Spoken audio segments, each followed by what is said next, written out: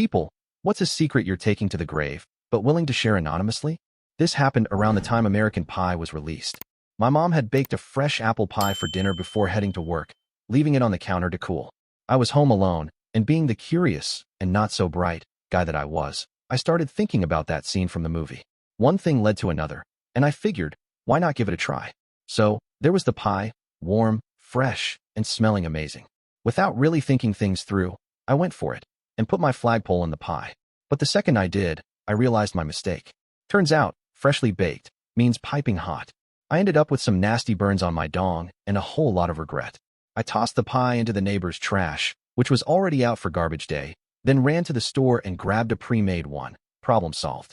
My ego was bruised, and, well, so was my digalings, but I figured that was the end of it. But nope. Later comes my mom saying she made a fresh apple pie for dinner. Then my dad storms in from the garage, all huffing and puffing, demanding to know why she lied about making a homemade pie when it was obviously store-bought. Turns out, I hadn't disposed of the packaging as well as I thought in my burnt dong mission. My mom insisted she had baked a fresh pie and had no idea what my dad was talking about. He, being the meticulous man he was, presented his evidence, the store-bought packaging I had so carelessly discarded. Instead of backing down, my mom just laughed and accused him of trying to start something over nothing. But from that moment on, the pie was never forgotten. Every argument, no matter what it started over, eventually circled back to, "Oh, just like you made that pie?" Which always escalated into an explosive fight. Now, given the sheer embarrassment of what had actually happened, I felt like I couldn't just come clean and tell them I had knocked over the pie and replaced it to avoid disappointing them. The guilt gnawed at me, but I couldn't bring myself to say anything. When my dad finally confronted me about it, I lied through my teeth. Meanwhile, I was still dealing with the aftermath of my incredibly poor life choices, throbbing burns included. The worst part? My dad hates lying. He absolutely detests it. If you tell the truth, you'll get off 1,000 times easier than if you lie. And here I was, digging my own grave. Some way, somehow, I knew the truth would eventually come out, along with the horrifying revelation that his son was, well, banging a pie. They eventually split up and got divorced. Years passed, and both of them remarried and found happiness in ways they never had before. Honestly, their relationship was already on shaky ground long before the pie incident, so it wasn't exactly the thing that broke them. Nowadays, they're civil with each other, they get along well enough, but every now and then, an eye roll or a smirk still surfaces when pies come up in conversation. Out of curiosity, I once asked them a hypothetical question, trying to gauge if they were truly happier now or if they ever wish things had turned out differently. Their answers were clear. They're both in a much better place, stable, content, and, without a doubt, happier than they ever were together. So yeah, I banged a pie, and it ended up with my parents' divorce. I've never told anyone about it, and I never will. I know, I'm a terrible person. And no, I haven't done anything like that again. No more pies, no other food. Looking back, it's definitely the worst thing I've ever done in my life. Story 2. This is messed up and definitely a secret I'm taking to my grave. Back then, I had discovered doing solos, and the closest thing I could do it to was my mom's inners. I used to steal them, sniff them, wear them around the house under my pants. I would spread my seeds on command while talking to her while trying to keep a straight face. It was weird and exciting. Whenever my friends would invite me over, I used to sneak into their parents' room, and the sister's room, or their own room, and steal their private pants and do the same. It was all so exciting to me, and it's messed up as well. All the types of inners that you can think of, I would steal and have accumulated all over the years, and had close to 200 pairs. A few years ago, I got serious with a girl. I soloed in her mom's pants as well, and moved in with her. I had to dispose my precious collection, so I did with sadness. Now I work in a job where I take care of people's luggages. Sometimes I go into female luggage and steal their inners, solo in them, and return them in their luggage. Call me sick. I know it's messed up, but it's a secret I'm taking to my grave. Story 3. I've never talked about this before, not even to my closest friends. But after all these years, I feel like this might be my chance to finally get it off my chest. I think my dad and my half-sister may have had a relationship. For some background, my sister and I are half-siblings. She has a different father, who left her and my brother when they were young. I'm the only child of my mom and dad. When we were kids, my mom was living in another country, so we stayed with my grandparents. My dad ended up taking both me and my sister to live in a separate house. It started during those times when the electricity would go out in our city. We'd often end up sleeping together in the living room, just lying on the floor with a mattress. Or on movie nights, we'd watch a film and then fall asleep right there. I woke up one time and saw my dad being mildly intimate with her. He noticed I was awake, acted like nothing had happened, and pulled her shirt down. Just so you know, she's 10 years older than me. I just went back to sleep after that. The next time was when we stayed in my dad's room. My sister and I were on the floor, while my dad was in the bed. I woke up again and sat up to see them being intimate. I was scared and didn't really know what was going on, so I went back to sleep. I didn't see them being intimate again after that. We moved to a new house, and my sister and I shared a room, each having our own bed. But sometimes, I'd wake up in the middle of the night and find she wasn't in hers. I was terrified that my dad might do the same thing to me when I got older. When my sister moved to live with our mom, I started locking my door all the time. I never told anyone about it, and sometimes I wonder if it was just a dream. But deep down, I feel like it was real, even though I was too young to fully understand. The thing is, I'm really close to my dad, but I've never trusted him. He's very involved in church and everything. Story 4. When I was younger, my mom and now stepdad met, and whenever we could, we'd go on short trips together. Both of their jobs were demanding, and my mom was often away. I didn't live with my stepdad yet. I was living with my grandparents. They were from different countries, far apart, so when we did get to spend time with him, we cherished it as much as we could. My mom had just returned from a 2-year work trip, and my stepdad flew in to visit her. Upon her return, she learned about how difficult and unhealthy things had been with my grandparents. She didn't want my sibling and I staying there while she and my stepdad were unavailable, so we decided to join them on their trip. They booked a hotel with 2 beds, and my sibling and I shared the smaller bed so that they could have the larger one. After we all went to bed, I woke up about 45 minutes later because my sibling had sprawled out and taken up the whole bed. That's when I noticed some unusual sounds coming from the bed next to mine. The room was dimly lit by moonlight shining through the window, and I could see everything clearly. I turned my head and saw my parents being physically intimate. At that point, I had just learned what being physical was, but I hadn't anticipated how uncomfortable it would be to witness it, especially in such an overwhelming way. I felt stuck because if I turned my head back, they would know I was awake, so I kept my eyes closed, trying to block it all out. The sounds, the movement, it continued for a long time. At one point, I thought it had stopped, but when I opened my eyes, the situation was still happening, and I was caught in a mix of confusion, embarrassment, and shock. For the next couple of hours, I tried my best to ignore it, but it felt almost impossible. The noise, the discomfort, the sense of not knowing what to do. It was a lot for me to process, especially since this was the first time I was meeting my stepdad. Even now, I sometimes find it hard to forget that night. It's something I still feel unsettled about, and it affects me in ways I didn't expect. Now, we all live together, and I still struggle with how noisy things can get. It's something I haven't fully been able to move past, and I'm still figuring out how to manage these feelings. Story 5. After sleeping with my then-girlfriend, she got up to use the shower. How I kept a stiff upper lip while talking to someone with crap on their bottom, I have no idea, but by God, I had a face of stone. I instantly realized she'd be horribly embarrassed if she found out, and I couldn't let that happen. I left the bathroom and replayed our session in my mind. Oh crap. I immediately head to the bedroom, throw back the covers, and sure enough, there's a big frigging skid mark on her pretty white bedsheet. Well, hotshot, what do you do now? Strip the bed, explain later. So, I pulled the fitted sheet off the bed and found another fitted pad thing under it, with another frigging skid mark. At this point, I was starting to feel impressed by my prowess and mortified at the possibility of the frigging mattress having crap on it too. I anxiously peeled off the fitted pad, and, thank you the gods of fornication, it remained unbefouled. Relieved that I wouldn't have to throw her mattress on the front lawn and set it on fire, I quickly throw the sheets in the washer and start it up. Shortly after she gets out of the shower and asks about the stripped bed and washing machine running. Lately she'd been spotting a little bit, and she figured that must have been what it was. It didn't bother me at all, and I knew she couldn't help it, but it made her feel really embarrassed. That's why I knew if a little bit of blood on my dong embarrassed her, then a big frigging rooster tail on her bedsheets would destroy her. So, she got sad and embarrassed and talked about how she grossed me out, and I wouldn't want to sleep with her anymore, but all in all we were fine. To this day, I never told a soul. That was the first and hopefully last time I've ever literally banged the crap out of someone. Story 6. I never really saw myself as the type to become a father, and yet, here I am, for weeks after the birth of my daughter, waiting for the day she might leave me. At least, that's how it feels. When I look over at my newborn daughter, peacefully sleeping, I'm filled with an overwhelming sense of love for her. But beneath that love, there's a part of me that knows she came into this world as the result of a decision I made out of fear. Fear of losing my partner, who made it clear that we either have a child, something she deeply wanted, or we'd be done. Now, I find myself in a place where I know she wants another child. And this time, I've drawn a line in the sand.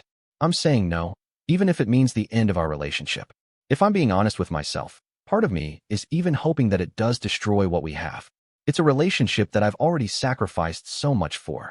Not long after we started dating, I moved in with her to help care for the 2 sons she already had. I've put my own ambitions and career on hold, sabotaging jobs just to be there for her mental health. I even sacrificed my own education, giving up my master's degree because of her anxiety. And on top of all of that, I gave up my own values on having children because it was something she desperately wanted. She often tells me that I'm not the man she fell in love with. She says I've become distant, closed off, and I can't argue with her. She's pushed me so hard to change, to mold myself into something I'm not, that it feels like there's little of the person I once was left. With each sacrifice I make, it feels like a small part of me dies. And now, there's barely anything left of the person I used to be. Story 7. This is something I've never really talked about before, but I think it's time I let it out. I'm the reason a man ended up getting caught, sentenced to prison, and eventually off by the people he was locked up with. What I did was cold and calculated. It wasn't some impulsive decision. It was revenge, planned and executed with precision. I gave out some crucial, sensitive information to the wrong people. And when that information reached the right ears, everything started to fall apart for him. He took something irreplaceable from someone I love, and in return, I made sure he lost everything. I destroyed his reputation, I broke him mentally, and I orchestrated his downfall in such a way that he didn't stand a chance. His life was taken by those around him, and in the end, the punishment didn't feel out of place. People often say there are lines you shouldn't cross, but I crossed it without a second thought. And you know what? I don't regret it, not even for a second. If I had to go back and make that choice again, I would. I'd do it over and over again every single time, because in the end, he deserved everything that happened. Story 8. I was in a long-term relationship that started in high school and lasted through most of my 20s. Unfortunately, toward the end of our relationship, he cheated for about 2 to 3 years. I found out about the infidelity 2 years before we broke up, but I decided to forgive him, hoping we could work through it together. However, something unexpected happened during that time. As much as I hated the situation, I started feeling oddly intrigued by the idea of him being with someone else, especially with someone younger and more attractive. I found myself imagining the things they might do together, and eventually, I asked him about their experiences. It was uncomfortable and conflicting for me, but it left a lasting impression on my emotions. At one point, it became something I even used to enhance our own intimacy, even though the whole situation made me feel sick at times. Our relationship eventually ended when I discovered he had cheated again, this time with someone I didn't know about. That was the final straw, and we parted ways. Now that I'm married, I keep this secret to myself. I've never shared it with my husband because I'm afraid he might see me differently. It's something I've kept to myself, and I never talk about it with anyone. The thought of him being unfaithful would devastate me, and I couldn't risk him ever knowing about my past experiences. Story 9. I grew up with terrible parents, and I swore to myself that I would never abandon my own child the way I had been abandoned, physically or emotionally. Family was supposed to mean something, and I was determined to be the father I never had. Then, when my first child was 2 years old, my world collapsed. My wife cheated. It shattered me in ways I never could have imagined. She was the primary breadwinner at the time, so when everything fell apart, I was the one who had to leave. I went from living in a comfortable, upper-middle-class home to barely scraping by in a rundown apartment in the worst part of town. The loneliness, the betrayal, the sudden instability, it was unbearable. There were moments I didn't think I would make it. I came closer to offing myself than I ever want to admit. 9 months later, she came back. She said she had realized her mistake, that she regretted everything, that she wanted our family back. By then, I had nothing left but my children. I loved them more than anything, and the thought of missing even a single day with them was enough to make me do what I never thought I would: take her back. I told myself I was forgiving her, that we were moving forward, that this was the right thing to do for our kids. And for the last 16 years, I have lived that lie. She doesn't know that I haven't loved her since the day I found out what she did. She doesn't know that every smile, every affectionate word, every sign of happiness has been an act. I stay because I refuse to let someone else raise my children, because I made a promise to never leave them. So, I play my part. I pretend. I endure. For them. Story 10. I've shared this story before, but it's one that always stays close to my heart. After high school, when I found myself homeless, the mother of a friend took me in without hesitation. That very first night, she made me a lemon meringue pie. I was so hungry that I nearly devoured the entire thing by myself. It had been far too long since I'd had a proper home-cooked meal. She was absolutely delighted that I loved it because, as she put it, her own boys turned their noses up at it. The funny thing is, I can't stand lemons or meringue, but from that night on, she has baked me a lemon meringue pie every single year, convinced that it's my absolute favorite. And for over 20 years, and counting, I've smiled, thanked her, and eaten every bite, because the truth is, that pie means far more than just dessert. It's warmth, it's love, it's a reminder of the kindness that saved me when I had nowhere else to go. One day, when she's gone, there won't be any more lemon meringue pies waiting for me. And I know, without a doubt, that I will miss them more than anything else in the world. Story 11. A few years ago, my younger brother and his wife found themselves in a tough financial situation after having their first child. They were both full-time students, juggling classes and jobs to make ends meet, but money was always tight. Then, one particularly rough month, my brother suffered an injury that left him unable to work, and their already precarious situation became even more dire. Bills were piling up, and they were struggling just to afford basic necessities. At the time, I was fortunate enough to be working a well-paying job, even putting in overtime to bring in extra income. I couldn't stand the thought of them struggling, especially with a newborn to take care of. I wanted to help, but I knew my brother. He was too proud to accept money from me outright. So, I came up with a plan. After receiving my paycheck, I withdrew the entire amount in cash and placed it inside an envelope. Along with it, I included a letter I had typed up, posing as an elderly woman from their apartment building. In the letter, I wrote that I had seen them with their baby and wanted to offer some help to a young family in need.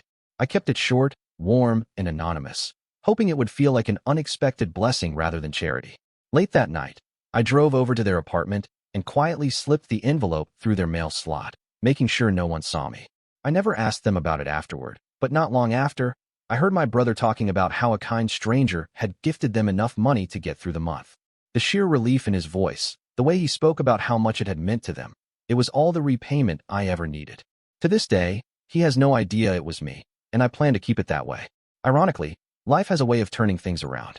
My brother has since graduated and landed an incredibly high-paying job, while I, on the other hand, have found myself unable to work due to a disability. The roles have reversed in a way I never could have predicted, but I don't regret a single thing. I helped when I could, and that's all that matters. Story 12. Many years ago, while we were in Amsterdam, my friend and I, both drunk and stoned, ended up stumbling into a romance shop. We were wandering around aimlessly, but things took a weird turn when my friend, without a second thought, walked up to the counter and asked the clerk, "Where's the kitty corn?" His voice was loud and clear, and there was no mistaking the question. Immediately, the clerk escorted him behind a screen and into another room, where he was shown shelves upon shelves of adult material. I was in shock, but I followed him, still processing what had just happened. I picked up a magazine from one of the shelves and flipped through a few pages, completely disgusted by the whole situation. At that point, I snapped. I grabbed him by the collar, yanked him out of there, and dragged him out of the shop. We didn't speak about it at all after that. In fact, I didn't mention it to anyone for almost 20 years. Now, looking back, I still wonder if he truly meant what he said, or if he was just being reckless in the moment, caught up in the drugs and alcohol. He's a completely different person now, married, with 4 kids, and a respected member of society. But part of me still wonders if there's something darker lurking beneath the surface. I can't shake the feeling that, deep down, he might be a little more messed up than anyone ever realized. Story 13. Over 20 years ago, I met a guy at a club. He was charming, fun, and we had great chemistry. We hooked up a couple of times. Nothing serious, just something casual. He never once gave me a reason to think he wasn't single. No hidden phone calls, no awkward dodging of questions, no signs of secrecy. As far as I knew, he was just another guy enjoying the nightlife, looking for the same no-strings-attached fun that I was. Then one day, I walked into the club and heard the bartender talking about how he had passed away in a car accident. Just like that, he was gone. It was a shock. Even though we weren't close, it was still jarring to think that someone I had just been with, someone young, full of life, was suddenly no longer in the world. Curious, I looked up his obituary. That's when I felt the real gut punch. He wasn't just some single guy living his best life. He had a wife, a loving wife, and 2 young kids, a whole family who probably had no idea what he had been doing on those nights out. And now, they never would, because he took that secret with him to the grave, and I guess so will I. Story 14. I grew up with terrible parents, and I swore to myself that I would never abandon my own child the way I had been abandoned, physically or emotionally. Family was supposed to mean something, and I was determined to be the father I never had. Then, when my first child was 2 years old, my world collapsed. My wife cheated. It shattered me in ways I never could have imagined. She was the primary breadwinner at the time, so when everything fell apart, I was the one who had to leave. I went from living in a comfortable, upper-middle-class home to barely scraping by in a rundown apartment in the worst part of town. The loneliness, the betrayal, the sudden instability, it was unbearable. There were moments I didn't think I would make it. I came closer to offing myself than I ever want to admit. 9 months later, she came back. She said she had realized her mistake, that she regretted everything, that she wanted our family back. By then, I had nothing left but my children. I loved them more than anything, and the thought of missing even a single day with them was enough to make me do what I never thought I would: take her back. I told myself I was forgiving her, that we were moving forward, that this was the right thing to do for our kids. And for the last 16 years, I have lived that lie. She doesn't know that I haven't loved her since the day I found out what she did. She doesn't know that every smile, every affectionate word, every sign of happiness has been an act. I stay because I refuse to let someone else raise my children, because I made a promise to never leave them. So, I play my part. I pretend. I endure. For them. Story 15. Over the course of a year and a half, I quietly took well over $1,000 from my mom's alcoholic boyfriend. He was paid under the table in cash, and after a long night of drinking, he would carelessly leave the money crumpled up in his pockets or tossed on the dresser. He never seemed to notice when some of it went missing, so I helped myself.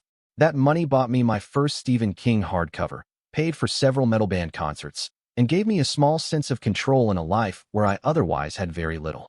My older brother was another story. He was mean, cruel even, and he made my life miserable. He would bully me regularly just because he could, and no one ever stopped him. I knew I couldn't fight back physically, so I found a different way to get even. He loved his cassette collection, so I took every single one, put paper in the notches to allow for recording, and then used our entertainment center's 8-track record button to slowly erase them. If a cassette was playing and you hit that button, it would wipe the tape blank. I didn't do it all at once. I spaced it out over time so that by the time he noticed, it was too late to pin it on me. Then there was my younger brother. He wasn't like my older brother, but he wasn't exactly kind either. One day, he decided to lend my bicycle to one of his druggy friends, who promptly sold it. When I confronted him and told him to replace it, he shrugged it off like it wasn't his problem. So I waited. After a couple of months, I took some metal shavings from the school metal shop, opened up the gas tank and engine on his motorcycle, and sprinkled them in. It didn't break down immediately, but when it finally did, I knew exactly why. Years have passed, and life has moved on. My mom is gone now, and so is her boyfriend. As for my brothers, I haven't spoken to either of them in decades, and I don't think I ever will. Story 16. I have a pretty mild one I'm willing to share. I have a friend who's been single for a long time, and whenever we talk about relationships, he always brings up this one girlfriend he supposedly had back in high school. According to him, they had this intense, passionate relationship, full of deep connection and youthful romance, but life tragically pulled them apart.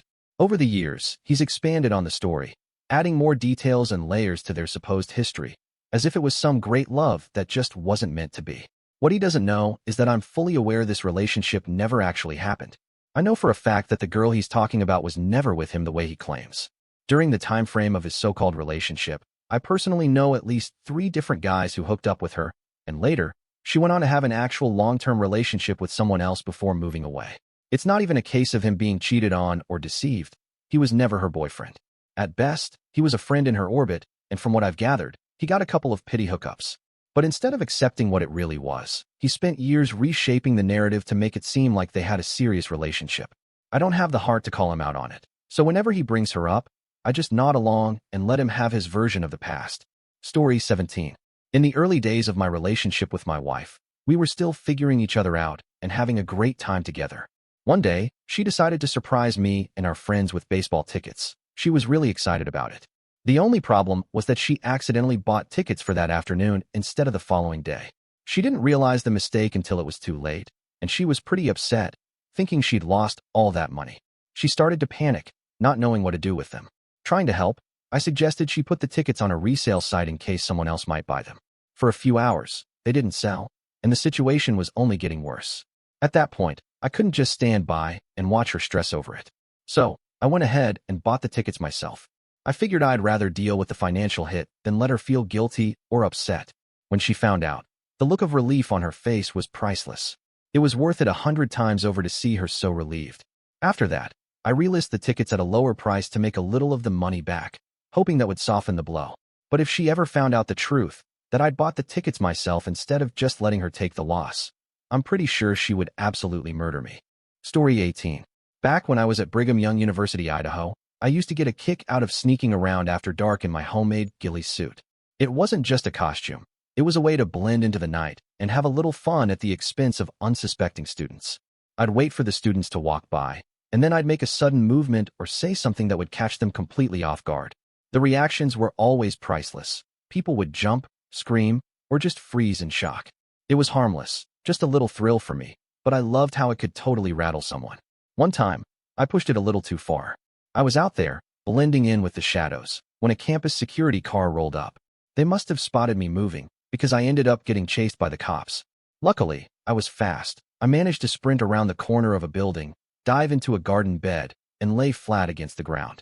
They ran right past me without noticing, and I stayed there, heart racing, until they were gone. It was one of the closest calls I've ever had, but it made the whole experience even more exhilarating. Now that I live in Provo, Utah, I've continued the tradition every Halloween, but this time at the university here. The thrill of scaring people is still just as fun, and it's become a bit of a ritual. I wait for the perfect moment, then pop out of the shadows in my ghillie suit, watching the startled reactions unfold. Some things never change, and I'm not planning on stopping anytime soon. Story 19. I was only 13 when I did this. My older brother is an absolute diehard Ronaldo fan, and around his birthday, I found myself in Dallas. Coincidentally, Ronaldo was playing a game in the city at the same time. I was so excited about the opportunity that I immediately asked my uncle to take me to a local sports store where I used all my savings to buy a Ronaldo jersey. After that, I spent hours waiting outside Ronaldo's hotel, hoping to get his autograph, but he never came out. My flight back home was approaching fast, and I was running out of time. So, on my flight back, I came up with a plan. I studied Ronaldo's signature, trying to make it as perfect as possible. I also found a couple of convincing photos online of Ronaldo walking, and I made it look like I had taken those photos myself right before he supposedly signed the jersey. When I got home, I wrapped up the jersey and gave it to my brother, knowing this would make his year.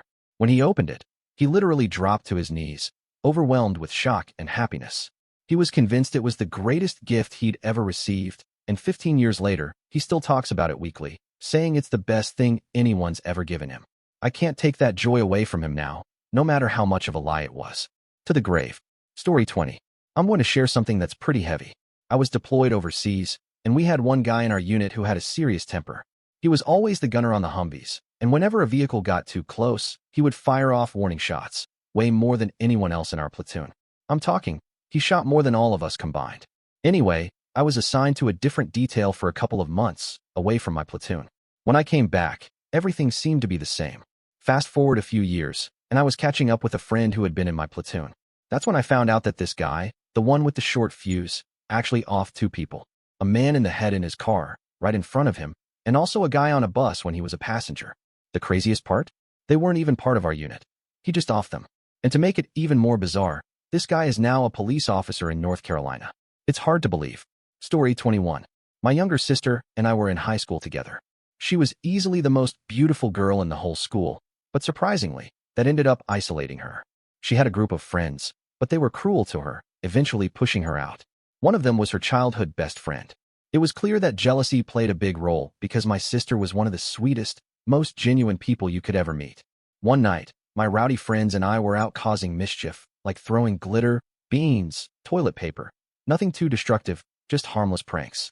We were having fun, mostly because the people we targeted were bullies too. We ended up at the house of a girl whose little sister was one of the main bullies to my sister. We saw them pull up, and I told my friends, "Stay here, I've got this." I walked up to the door, and when her mom answered, I asked if Lexi was home. When Lexi came to the door, I could see the shock on her face. I told her, "If you ever talk about my sister again, I'll be back here to make sure you regret it." I pointed to the car, where my friends were peeking through the windows, and added, "And they'll come with me." Then I left. After that, they stopped bothering my sister, and she believed it was because she was the bigger person, proud that she never stooped to their level. I never told her the real reason. Story 22. I've had to say goodbye to several elderly pets over the years. The last one was my Doberman, who was in the final stages of cancer. Our regular vet, who we'd been with for about 15 years, couldn't fit her in and suggested I just drop her off when they had a minute. That was unimaginable to me. She was in a lot of pain and struggling. So, I called another vet, explained the situation, and they immediately told me to come over. They even said I could come in through the back door to avoid the lobby. When I arrived, they had a private room ready with a comfy bed on the floor. The vet explained he'd give her an injection to help her relax, feel good, and drift off peacefully. He said we'd have about 15 minutes to let her rest before he would return for the final shot. He turned off the lights, leaving just a soft, quiet ambience as we snuggled. She relaxed, clearly felt better, even wagged her tail as she rested her head on my leg and sighed, like she finally felt at ease. Then, she peacefully fell asleep. When the vet returned a few minutes later, he gave her the final shot, and she passed without fear. I was furious that I didn't know this option existed for pets before. I think about all the frightened pets I've had to stay strong for during their last moments. Needless to say, we switched vet clinics that same day. Story 23. When I first started dating my boyfriend, I moved in with him pretty quickly, after just 3 to 4 months. One night, he was in the shower in our one-bedroom, one-bathroom apartment, and I was chilling in the living room when suddenly, I had to poop. Like, really had to go. And the bathroom was occupied, so there was no way I was going in there and risking blowing up the toilet while he was in the shower. Looking back, I probably should have just run to the corner store, used the bathroom there, and come back with snacks to act like I just wanted a little munchie break. But I was in full-on panic mode, so what did I do? I grabbed 2 plastic grocery bags, doubled them up, and took them into our walk-in closet. I figured if he came out of the shower in the middle of my moment of shame, at least I'd be behind another door for a minute to compose myself. And then, I squatted and did my business into the grocery bags in the closet. I wiped with paper towels, tied up the bags, and immediately took out the trash. He will never know. No one will ever know. This is my shame. Story 24. There's a video floating around somewhere of me being interviewed by Tulsa News 9. It's not exactly something I'm proud of. It was one of those moments where I was definitely not at my best. In the clip, I'm visibly drunk, wearing a beer-soaked crop top Oxstate shirt, and they're asking me about my opinion on beer being sold in Boone Pickens Stadium. I was slurring my words, definitely not taking the interview seriously, and, honestly, it's just not a moment I look back on with any pride. It's one of those things you wish never made it to the public, but hey, we all have our moments, right? As for finding the video, here's a delayed response. I have absolutely no idea where it might be or if there's even a link to the footage. The news station may have kept the footage on file somewhere, but I've never looked for it myself. It might be out there, but I'm not exactly rushing to track it down. Oh, and just to clarify, it was Tulsa News 9, not Channel 9 News, like I initially thought. And here's another late response. Apparently, I can't quite remember which news station it was that day, since I was pretty much out of it. What I do recall is a big, prominent white number 9 on a red square background on the microphone. It was something like that. Honestly, it could have been KTUL 8, but I was so plastered that day that the details are pretty fuzzy. I just remember stumbling through the interview and hoping nobody ever found that video. Story 25. I'm not sure if I'm going to carry this with me forever or if I'll eventually open up about it. A few months ago, I, 22, ended up having an intimate encounter with my ex-girlfriend, 19, after both of us had been feeling lonely.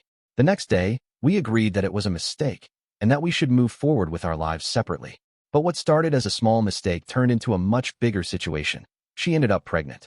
For weeks, we went back and forth, trying to figure out our options. We had a lot of hard questions. Did she want to consider ending the pregnancy? No. Did she want to think about adoption? Maybe. How could we tell our families? My parents would likely be upset, but eventually supportive as they always are. On the other hand, her parents had made it clear for years that if something like this happened, they would completely disown her. It was a terrifying thought. The days passed, and as the weeks went by, we continued to struggle with the decision. 1 week turned into 2, which turned into 3, and by the time she was 8 weeks pregnant, things felt even more overwhelming. Then, last week, I got a call around 1 a.m. She told me she was heading to the hospital because something didn't feel right. I rushed to meet her there, and when I got to the hospital, she explained that she had been experiencing heavy bleeding and intense cramps. After 5 hours of waiting, the doctor confirmed what we had been fearing all along. She had experienced a miscarriage. Just like that, she was no longer pregnant. In the midst of all this, she made it clear that she didn't want anyone to know what had happened. No one. She didn't want anyone to know about the pregnancy, the miscarriage, or anything related to it. And now, here I am, feeling conflicted and trying to process everything. Miscarriages are deeply emotional, and I don't have the comfort of talking to my parents or my best friend about it. I can't just lean on them to process the emotions that have come with it. The last few days have been a strange, difficult mix of emotions, and I'm not sure what to do with all of it. Story 26. I used to work at a customer service desk for a shipping company. One day, A guy I knew from around town came in to ship a package. He was a known drug dealer, though I hadn't seen him in a while. The thing is, he didn't recognize me. The package was wrapped tightly in duct tape, looking suspicious and out of place, but I didn't think much of it at the time. I took the package from him, and, without really thinking it through, I brought it out back, where I had a moment to myself. In a spur-of-the-moment decision, I slipped the package into my backpack, telling myself I'd just hold on to it for a bit. After my shift ended, I went home and decided to open it. To my shock, I found $37,890 in cash neatly packed inside. My heart started racing as the reality of what had just happened sank in. At that point, I knew I couldn't go back to that job, not after what I'd just discovered. So, I never returned. The whole situation felt too risky, too surreal. I never heard anything about the package or the cash. A month later, I packed up and left Texas, cash in hand, and just moved on with my life. I've never told anyone about it. It was one of those moments where you can't look back, only forward. Story 27. I ended up in a weird situation the other night when my toilet broke. I was dealing with an urgent bathroom emergency, but couldn't use the toilet because it was completely out of order. So, I did what I had to do in my garage. Afterward, not knowing what else to do, I made the poor decision to throw the bag into my neighbor's yard around 1 a.m. At the time, I thought it might be acceptable since she's been known to treat her kids poorly, but now I realize it could cause them problems if they end up having to deal with it. I'm not planning on telling anyone because, honestly, I may do it again before the toilet gets fixed. I'm trying to figure out if she's going to clean it up herself or if she'll make her kids do it. I guess it's a wait and see kind of thing. And yes, I know I probably shouldn't have done it, but I just didn't know what else to do in the moment. To clarify, my toilet was broken in a very unusual way. It was literally split in half. Long story short, I accidentally broke it while being reckless, and there was no fixing it at the time. I was dealing with a stomach issue after eating spicy food all day, and it was an emergency situation. As for my neighbor, she has a history of treating her children poorly, including using harmful language and being emotionally abusive. This isn't just a one-time thing. It's been a pattern for a while, and I know that's part of the reason I acted out. But after reflecting on it, I realize I probably shouldn't have taken matters into my own hands. I'm still figuring out what to do about the situation, and while I know it was wrong, it's a bit of a mess I'm still trying to process. Story 28. My dad cheated on my mom with her sister when I was born.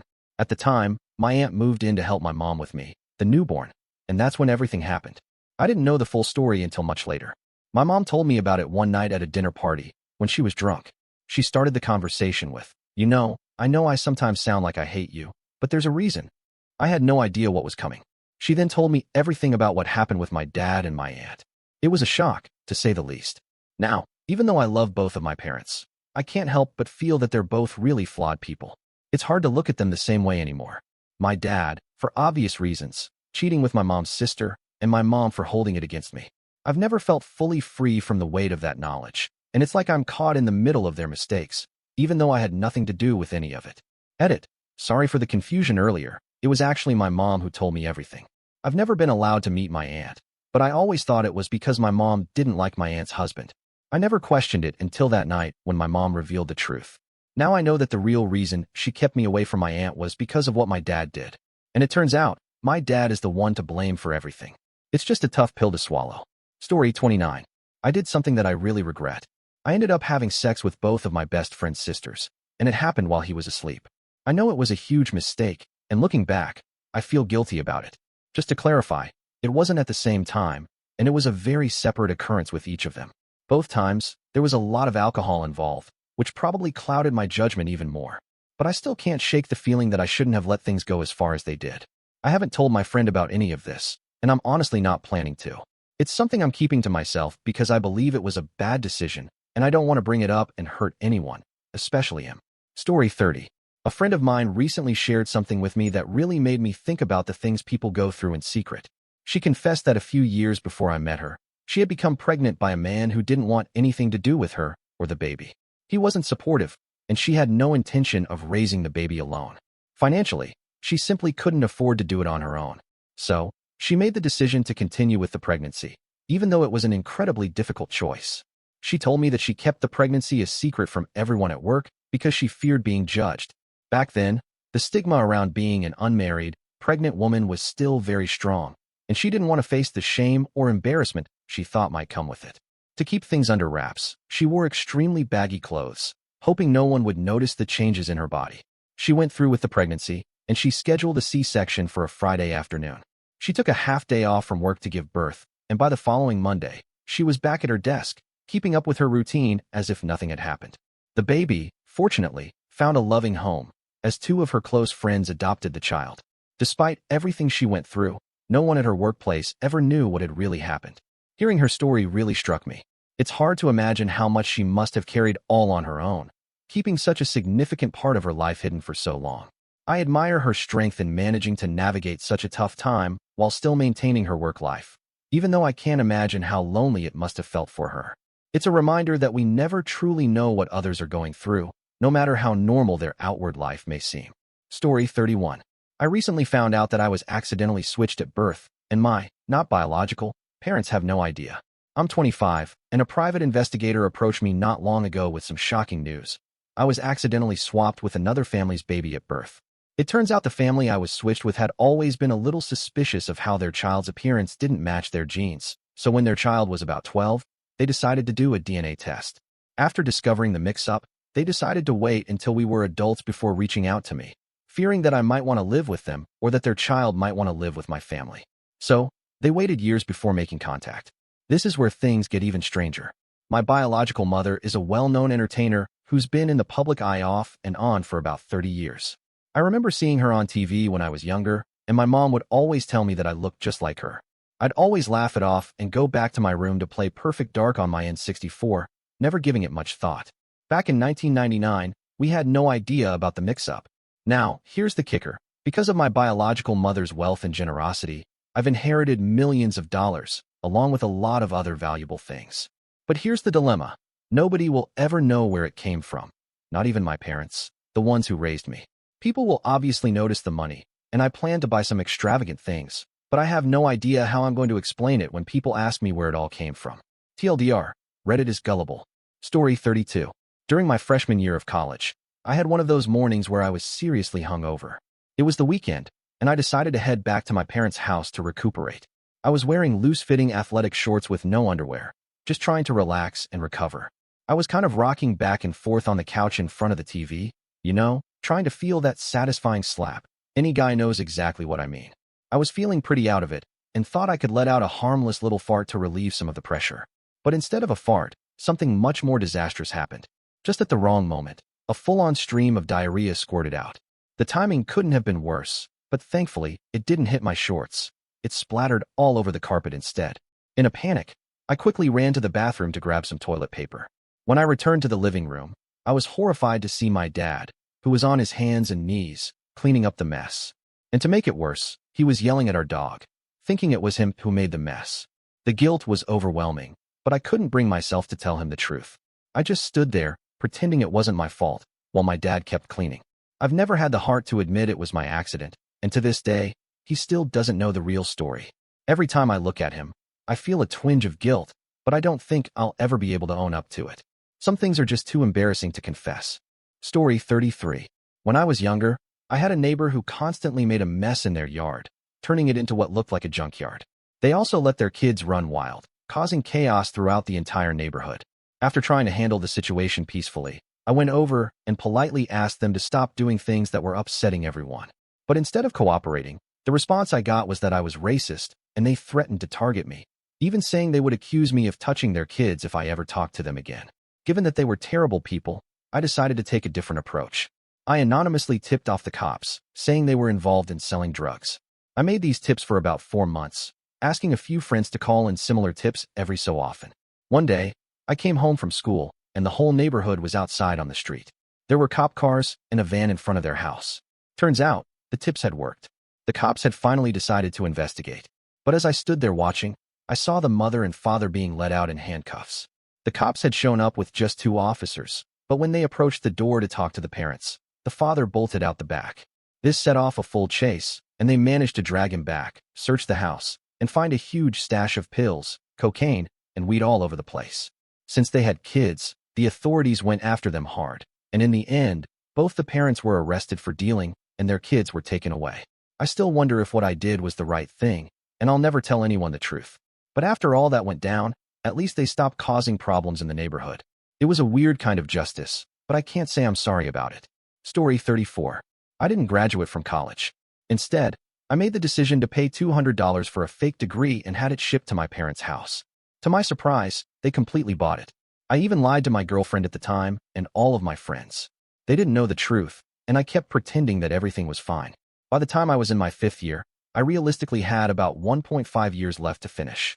But I had spent most of my college years slacking off, barely passing with D's and F's that wouldn't even count towards graduation. I'd hit a point where I just couldn't handle it anymore. It was like I had dug myself into this hole and couldn't see a way out. So, instead of going back to finish, I made the decision to stop. When I finally told my parents, I lied to them, saying I was just too embarrassed to attend the graduation ceremony as a 5th-year student. I told them I was fine with it, that it didn't matter. They believed it, and so did my friends, most of whom had already graduated. Nobody questioned me. That lie has haunted me. It still weighs on me today. Whenever the topic of college comes up, I tell people I went to college but rarely mention that I didn't graduate unless they ask me directly. If they do ask, I lie because I just don't know how to tell them the truth. I would give anything to go back in time and graduate with all of my friends. I wish I could have had that moment of walking across the stage and seeing my parents in the crowd, cheering me on. I'd work so much harder if I could go back. Now, I've built a successful business and pull in a 6-figure salary. Before that, I climbed the corporate ladder and made my way up from the bottom. The fear of being exposed as a college failure kept me driven. I buried that lie so deep in my accomplishments that no one ever asks me about my college years anymore. I honestly think the success I've achieved in my career is directly tied to my desire to hide that lie and prove to everyone, and myself, that I could succeed, even without a degree. Looking back, I wonder what would have happened if I hadn't lied. Would I have been happier, more at peace with myself? I can't say for sure, but I do know that I've worked incredibly hard to get where I am today. Maybe the lie was a stepping stone, or maybe it was just a reflection of my fear of failure. Either way, it's part of my story now, and I've turned it into something that drives me to keep pushing forward. Story 35. 2 years ago, when I was 23, I was living with 3 roommates. One night, I got pretty drunk at a party, but one of my roommates ended up in much worse shape than I was. At around 3 a.m., I walked, or rather, carried, her home, trying to get her into bed so she could sleep off her hangover. I followed all the recommended steps for looking out for a drunk person, turning her on her side, putting a pillow behind her so she wouldn't roll onto her back, placing a bucket and a glass of water nearby, and putting a towel on the bed just in case. But as I was about to go to bed myself, something happened that I've only ever shared with her. With the covers up, she pulled down her pants, told me she needed to go to the bathroom, and then, to my shock, she ended up soiling her bed. Afterward, she rolled off the bed and passed out on the floor. I honestly didn't know how to handle it, so I decided to keep it between us and take care of it quietly. I grabbed a plastic bag and cleaned up the mess, and I can't emphasize enough how huge it was. Then I threw the soiled sheets in a trash bag, took it out to the dumpster, replaced the bedding, and made sure she was comfortable before leaving her to sleep it off. For the rest of the week, I was the only one taking out the trash and recycling, just to make sure no one would find out. She asked me about it the next morning, and I told her what happened, but I've never shared the story with anyone else. Honestly, it's a funny story, but I know it could be awkward if I told others, especially since everyone knows who she is. Story 36. In my early 20s, I met an older woman at a bar, and we hit it off right away. After a fun night, I ended up at her place, and we shared an exciting and memorable experience. I gave her a strip tease, and she seemed to really enjoy it. A few days later, she reached out to me with a proposition. She asked if I would be interested in performing at her friend's 50th birthday party. At first, I was hesitant, but the amount of money she offered was tempting, so I agreed. I spent the entire party dressed in very little, and to my surprise, it turned out to be a lot of fun. The guests enjoyed it, and I had a great time too. What I initially thought would be a one-time thing turned into something else entirely. Over the next several months, I continued to receive phone calls from women inviting me to similar events. These parties were often intimate gatherings, but some of the women I recognized from my mom's church or other social circles. It was a strange feeling, seeing familiar faces in such a different context, but I kept going with it. This continued for nearly 2 years, and during that time, I made a substantial amount of money. It was unexpected, but it was also an experience that was far outside the norm for me. I don't think I'll ever share this with my family, though. It feels like something I need to keep to myself, but I'm willing to share it anonymously here, just to get it off my chest. Story 37. I've been in love with a man I worked with almost 18 to 19 years ago, and to this day, I think about him every single day. When we were together, we would talk endlessly, and it always felt like time stood still when I was around him. He made me feel safe and seen in a way I never had before. We shared so many deep conversations, dreams, and plans. We even talked about running away together, escaping from everything to start a life of our own. I meant it with every part of my heart. I thought that was where my future was heading. But then, on a drunken whim, I agreed to marry the man I was dating at the time. The very next day, we went through with it. I can look back now and say it was the worst decision I ever made. When I saw the look in his eyes, the man I loved more than anything, it absolutely crushed my soul. The regret, the heartbreak, it all hit me like a wave, and I knew I had made a mistake that I could never take back. Now, all these years later, I carry that guilt with me. I'll go to my grave knowing that I chose the wrong path, and that love, his love, was left unspoken.